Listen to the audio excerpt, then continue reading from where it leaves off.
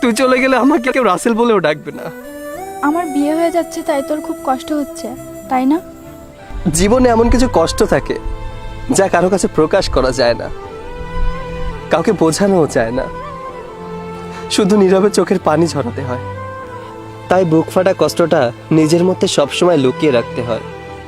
তুই যে ডায়েরিটা আমাকে লিখে দিয়েছিলি, ওই ডায়েরিতে অনেক প্রেমের ছন্দ লেখা আছে।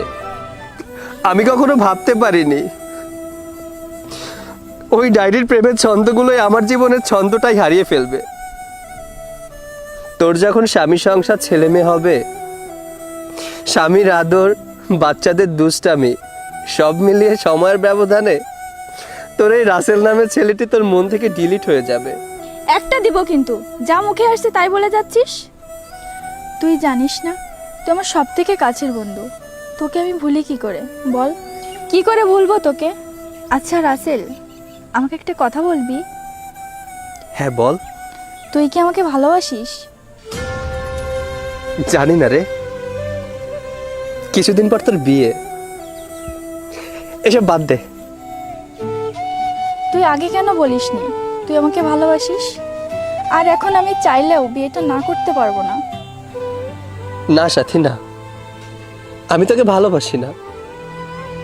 ও আর সাথী নয়, তোর হবু স্বামী তো তোকে নিপা বলে ডাকে। নিপা? না, নিপা নয়, অন্তত একবার সাথী বলে ডাক। সাথী?